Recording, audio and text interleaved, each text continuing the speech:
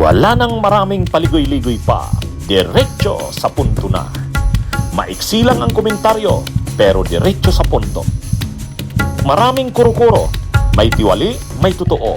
Dito, sa puntong diretso tayo. Punto, diretso.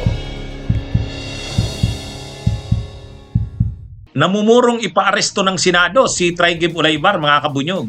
Si Traigib Ulaybar ay ang nag-resign na undersecretary ng Department of Education. Ngayon, itong sa DepEd, siyempre ang secretary niyan si dating Senador Sani Angara.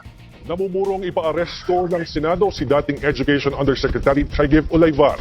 Nagsilbing Undersecretary sa ilalim ni DepEd Secretary Sani Angara si Ulaybar. Sa isang panayam, sinabi ni Senate Blue Ribbon Committee Chairperson Panfilo Lacson na yan ay dahil daw sa hindi pagsipot ni Ulaybar sa investigasyon kaugnay ng flood control scandal. Ipapasapina na rin si Ulaybar at maaari raw itong ipaaresto kung muli itong hindi sisipot sa susunod na pagdinig. Si Ulaybar ang di umano'y tumanggap at nagmaneho ng mga armored van na puno ng cash kaugnay sa deliveries ng mga kickback. Batay sa testimonya ni dating DPWH Undersecretary Roberto Bernardo, bumaba sa pwesto si Ulaybar bunsod ng flood control scandal investigation. Ngayon si Angara kasi, galing sa Senado, napunta sa DepEd. Ito yung pumalit kay Sara Duterte.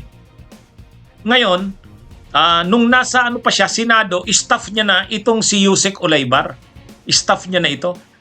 Kahit daw pala nung ama pa nito, yung matandang Angara, si Ed Angara, si Edong, staff na rin ito si Ulaybar, kaya matagal na rin pala ito sa gobyerno. Laging staff ng senador, ng matandang Angara, staff sa Senado ni Sani Angara, tapos ngayon nga, Yusek ng DepEd.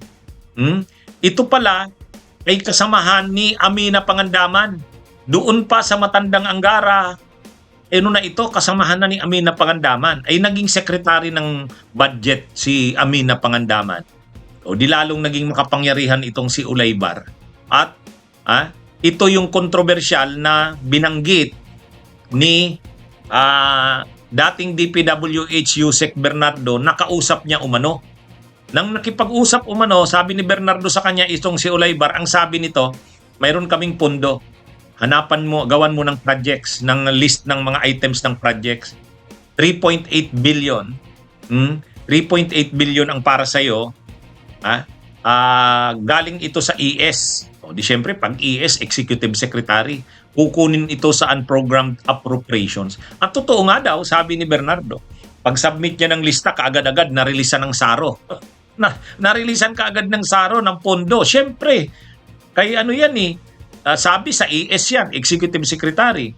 At syempre dahil talagang close itong si Ulaybar kay DBM Secretary Amina Pangandaman, di na-release ka agad.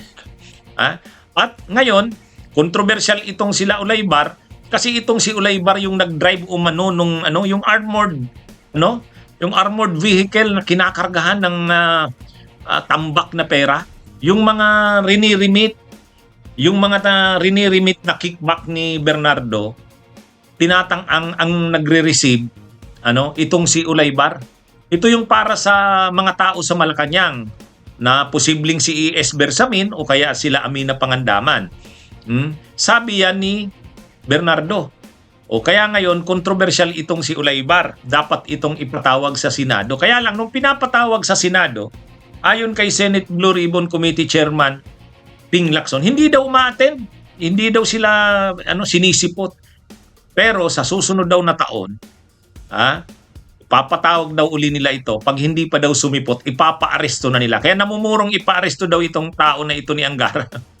Sa ngayon, resigned na ito bilang DepEd Yusek. Ay kasi nga nalagay sa kontrobersya. Pero hindi naman siya sumisipot sa investigasyon. Kaya lang may warning na si Lacson bilang Senate Blue Ribbon Committee Chairman. Sabi niya, pag hindi pa raw ito sumipot sa investigasyon na ipapatawag nila, namumurong ipaaresto nila to.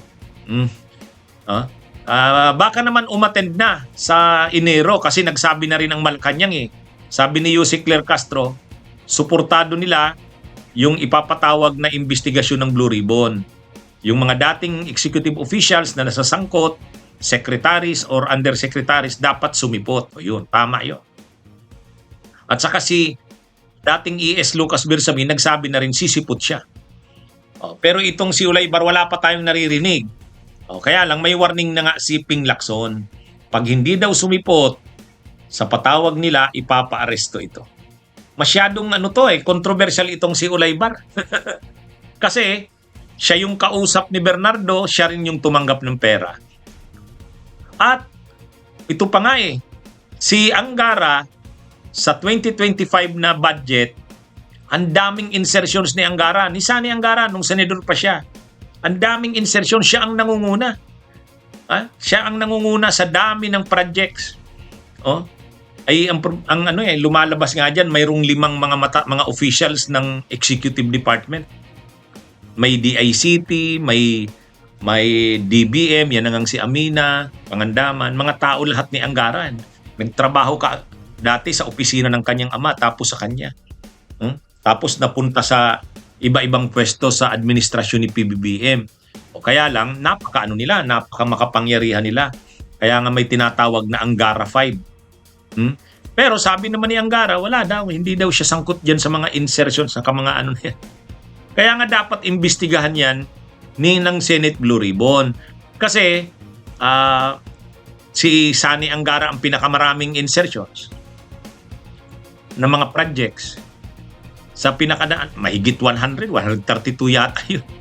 Projects. Itong si Angara, ay kasi dati siya yung Finance Committee Chairman.